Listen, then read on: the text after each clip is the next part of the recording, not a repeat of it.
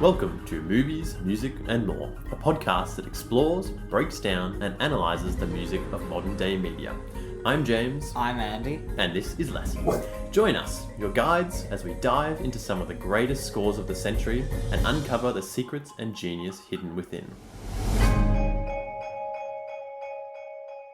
Okay, welcome back to Movies, Music and More for episode 2 or part 2 of the Batman film.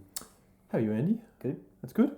Ready to get back into it? Yeah. Alright. I think we're just going to dive straight into it. So, last we left off, we had covered a bit of the history of Batman and Batman movies and Batman music. And then we'd start to take a look at really the main themes for Batman and Bruce Wayne in this film. We're going to take a look at some of the different characters and different themes going on in the film at this point. So we're going to move to the main antagonist, the main bad guy of this film, the Riddler. Now I'm going to hand over to the professional on everything Batman. Can you give us a little bit of info on the Riddler, Andy? So the Riddler, aka Edward Nygma, he's quite a complicated kind of guy. He wants in the comics waged a war on the Joker. I think all of you are pretty what's the word again? Familiar with the Joker. And in that book, in those comic book, this was it was actually the Joker had stopped smiling, like he had stopped laughing altogether. And I'm not sure what I'm not sure why, but the Riddler and the Joker call war on each other. Right, I thought they were both bad guys, aren't they, on the same side? It's kind of a bit of a tricky question, but villains, all other Batman villains were forced to take sides. And Batman must have been happy they were just all taking each other out. Unfortunately not. They were attacking like civilian places. Oh, that's not as good. Yep. So, in the end, Joker did end up laughing only because Batman stabbed like a serious knife straight through his hand. Oh, that is not that fun. For some reason, he thought that was funny. Am I right in thinking that the Riddler, like his thing is that is he basically like a terrorist that has riddles? He certainly is in this film. Is that the in the comics, he's known for computer sabotage. He does also murder. Oh, that's right. He's kind of India. He's kind of like he does both of those.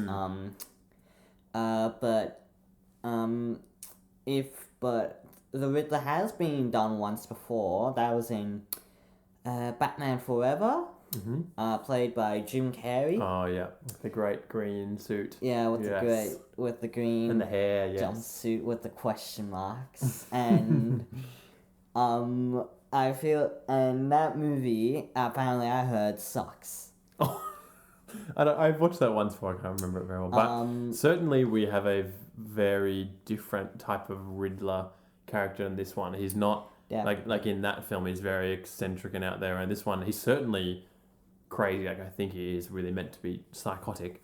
But he's sorry? Aren't all Batman villains? Yeah, I suppose that's true. Probably all Batman villains are a bit crazy, but he's certainly very crazy. Anyway, so that's the Riddler, and again I think the main thing is like he uses riddles against Batman, like, and in this movie the whole way through Batman's basically trying to solve his riddles to stop him committing all these crimes. So let's have a listen. Oh, sorry. If you haven't actually watched it and you don't know any of the riddles, I'll give you one. No spoilers. I know, I suppose we've spoiled a lot, but yeah, but still, this will be a little bit of a spoiler.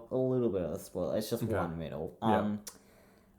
It can be cruel, poetic, or blind, but when it's denied, it's a violence that you may find. James already knows the answer, and you're not going to say it. No spoilers. No spoilers. Anyway, see if you can figure that one out. Let us know in the comments. Yes, let us know in the comments, yes. Okay, so let's have a listen to the Riddler theme from the movie and see if you can recognize. Basically, the Riddler's theme is an existing song that Michael Giacchino has actually changed for the movie. So see if you can pick out what that song is.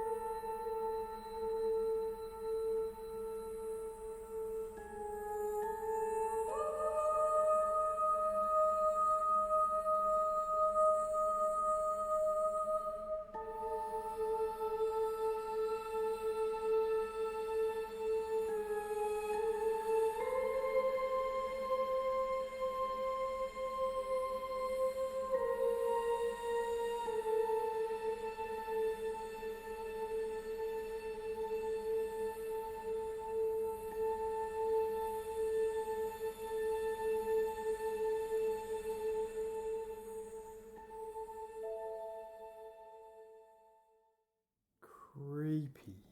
Like really creepy. Take a little kid. So that was sung by a young boy. So they used the Tiffin's Boy Choir, which is quite a famous boy choir. So that voice is a young boy. You take a little kid and make them sing and put some other dark horror sounds in it. That's so creepy.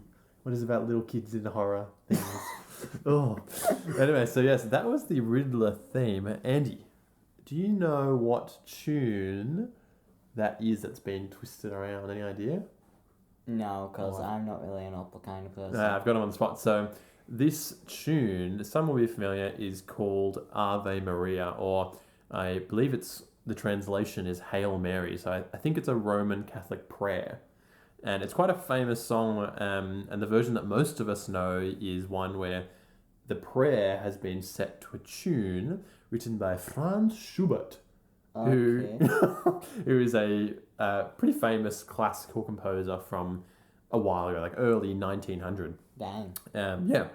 And this theme, this Riddler theme, and Ave Maria itself, just the normal song, appears a lot in the film. At one point, even the Riddler sings it at Batman when Batman's interrogating him.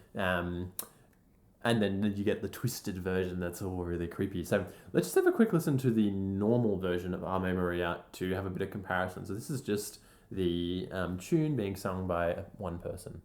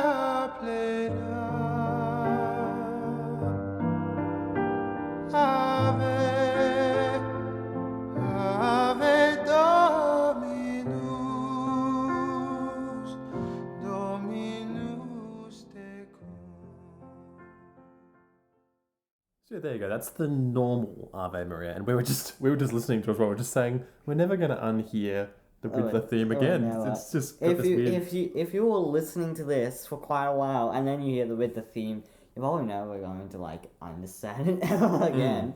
Now, why do you reckon that piece of music was chosen for this film? Any idea?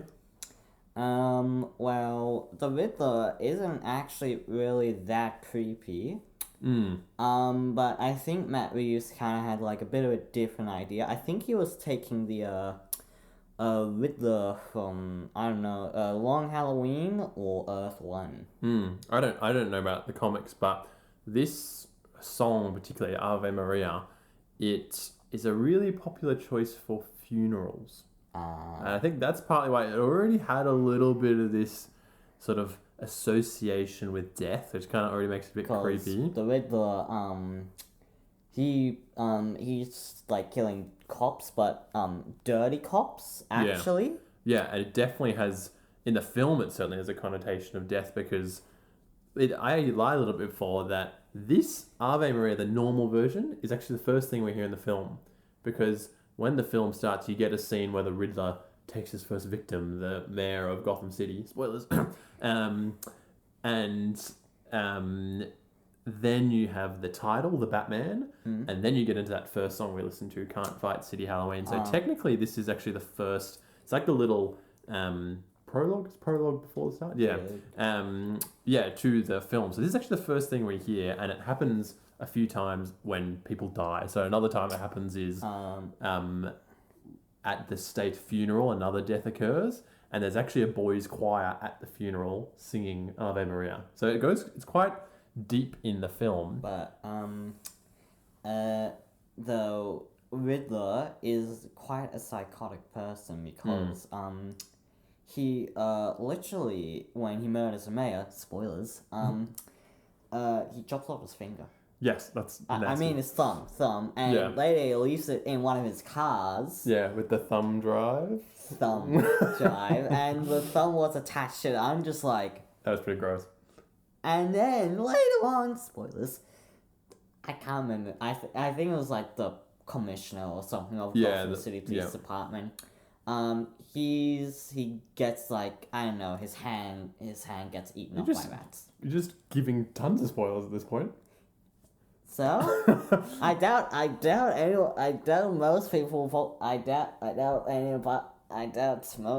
some people are going to actually watch it if they have weak stomachs. I suppose that's true.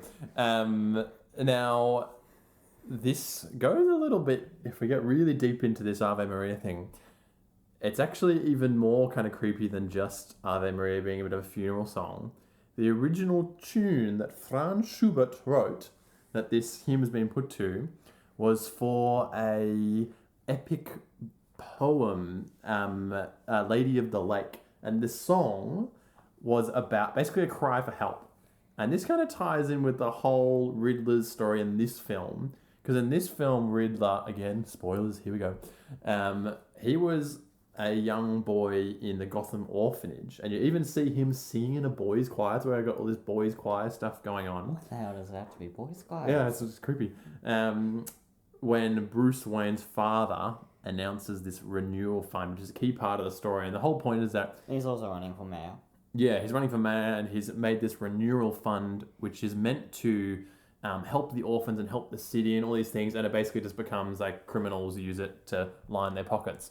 So that means that the orphans, like the Riddler, ended up having like terrible lives. Like children were dying in winter because it got so cold. So this song, this cry for help song, is one that he sung and makes sense. It's all very deep and connected. I wonder what Bruce Wayne as a child would think when he hears like his father just running for mayor. I bet if he was like French, he'll always shout, "Sacre bleu!" Sure. Now, the director, so they had Ave Maria, the director asked Michael Giacchino for, and I quote, a fun house mirror version of the piece to represent this crazy Riddler. So, because he says, in an emotional sense, the Riddler's still 10 years old. It would feel creepy, that kind of desperate boy's voice throughout the whole movie. So that's where we get the creepy version. So basically, they just took...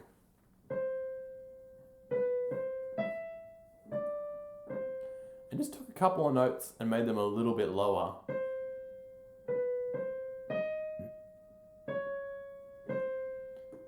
And then, oh, it's creepy. Anyway. Actually, little thing that I forgot to mention. When I was researching the Batman, there was apparently an Arkham deleted scene. Oh, in the Arkham Asylum? Yeah, there was like a deleted scene, and I didn't know what it was. But it had a blurred face of the Joker. All right. But he's at the end of the film. Again, spoiler, we're just spoiling it all for everyone. Oh, wait, you don't even remember, like, we skipped through all the credits and there was, like, that www.something.com? Yeah. What was it? What was like the middle? I can't remember. It's not very helpful. We should have wrote it down so we could look it up. Yeah, we should have. Anyway, so that is the Riddler's theme. Very creepy character. Really good theme for him. We move on to probably the last real main character that gets a decent theme. Decent. And that is Catwoman. What's Catwoman's proper name again? Selena Kyle. Yeah, there you go. She first I think she was in I think she came in 1940 in the comics, and she was trying to steal like necklace or something, and she was disguised as an old lady. Oh, there you go. And doesn't look like an old lady in this film. No, she does not. No, she does not. And like later on in 2000, I think that's when they start loving each other, and then like in the 2010s, Bruce proposes to Selena Kyle. Like I said before, you guys in a whole yeah. We'll listen to part one for a little bit of a summary of that. But also it's a relatively new romance. Anyway, so Giacchino wrote this sort of slinky piano bar type theme for Catwoman. So let's have a listen to that now.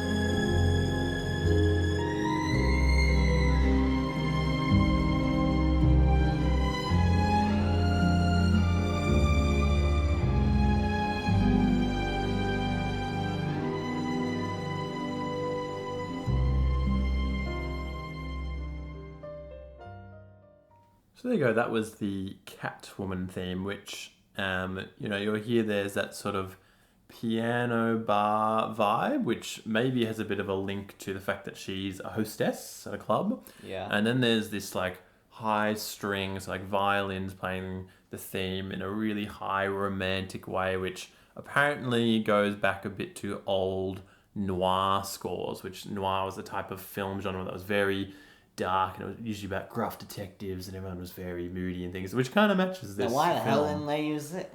Wait. I feel like they would have used that in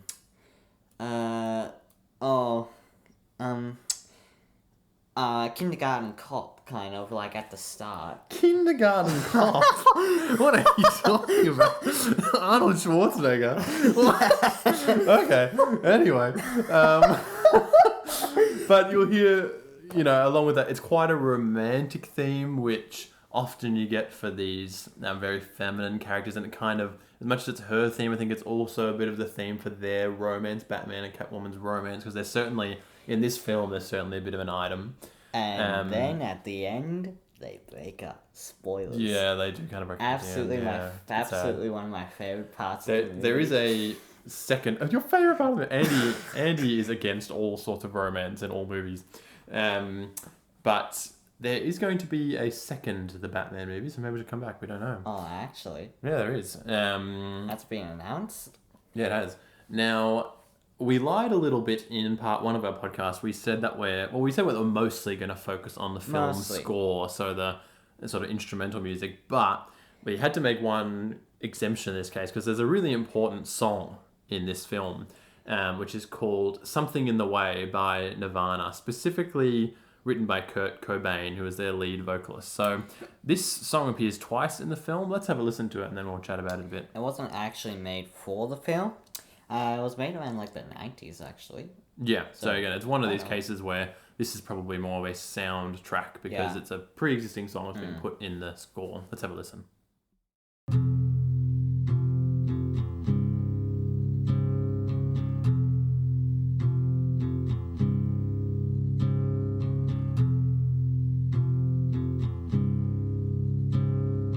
Underneath the bridge, top has sprung a leak, and the animals I've trapped have all become my pets, and I'm living off of grass and the drippings from the ceiling. It's okay to eat fish, 'cause they don't have any feelings. Something in the way,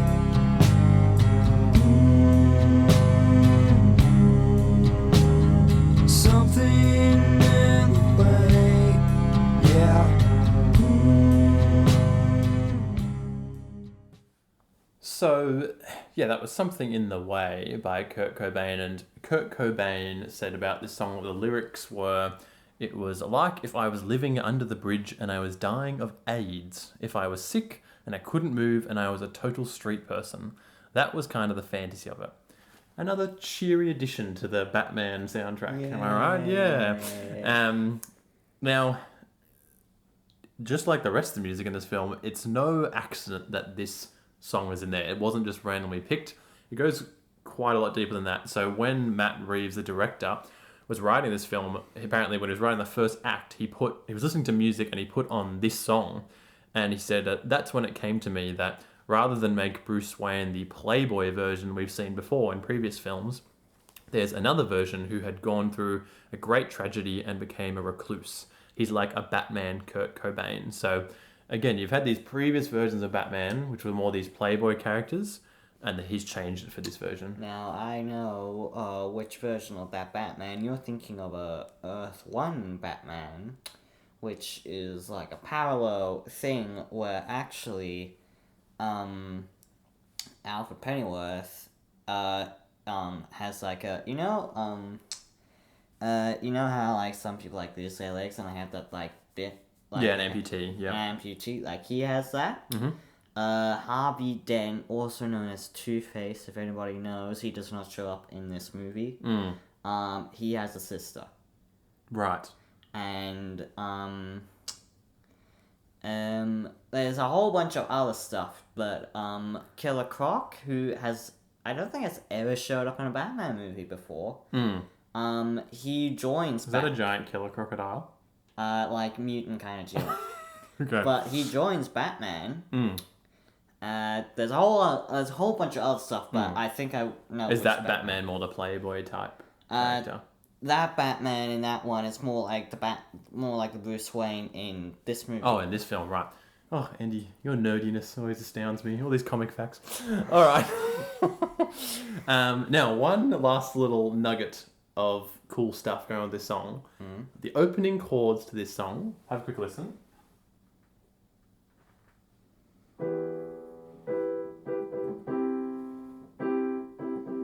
So that's the opening of Something in the Way. If we just strip that down a little bit, take out some of the notes and the chords, this is the main notes.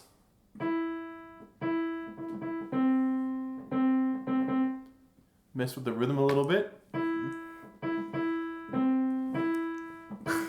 Oh my god. Coincidence? I Yes. think not. I don't think so. I think so. I think so. I don't know. It would be a mighty coincidence if that's there. It is a coincidence. I don't know. I think it could be because the director Matt Reeves and Michael Giacchino chatted to each other a lot when making this. So I don't know. I don't know. I'm sure Matt Reeves played this for Michael Giacchino at some point, but Probably. who knows? All right, that brings us to almost there. Just a couple of last songs that we thought. A lot of the songs we've been listening to actually aren't technically directly from the movie. So in this album, Michael Giacchino took some of the tracks from the movie and joined them together to make some of these tracks. Like the Batman is a bunch of different cues from the film that are put together. But we've got a couple of cues from the movie itself we thought I'd have a quick listen to. This one's Highway to the Anger Zone, and it's the action sequence, which we don't have a lot of in this movie. It's more mystery and detective. Highway to the Anger Zone is when we finally actually get to see the Batmobile. Yes, we get to see the Batmobile, and it's the first time you really hear the Batman little idea really like blazing loud. And I think it's because the Batmobile's there. So let's have a listen. And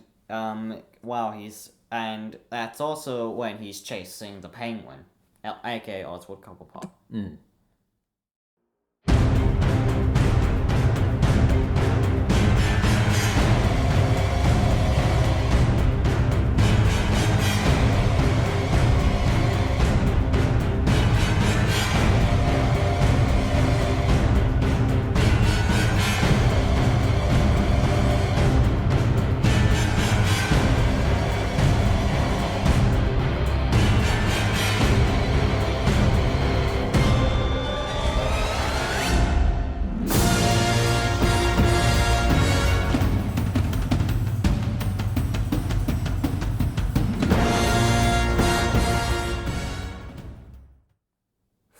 And that is the sound of being chased by the bat. You'll probably be peeing your pants. I would be. I would bat. definitely be. You can hear there's so many things going on. It's very chaotic, very loud. Lots of like drums and things driving the energy. The Batman little motif blazing. It's pretty cool. Yeah. Great. Well, that brings us to our final track we're going to listen to today, which really kind of closes the episode. Yeah, we'll close the episode, and it really closes our story arc for this film. So at the start of the film, we've got this Batman character who's driven by vengeance. It's really dark, and we had that opening song. You want me to say it again? Yeah. Oh, vengeance. Yeah, we had that guy. And we opened with that tune, Can't Fight City Halloween, which was very dark, whereas the final track for the movie really shows that in this film, the Batman character, he goes through all these events with the Riddler and basically realizes that what he'd been doing, this revenge-driven vengeance sort of vigilantism, wasn't helping and can instead lead with hope and all these things. So he kind of comes full circle and comes out the side more morally righteous and all these things, and you get this cue to finish off with, which is all the Bruce Wayne theme, and it's much more hopeful and noble and all these things. So keeping in mind that first cue we listened to right back in part 1, and then this final cue, have a listen to the character development of Batman.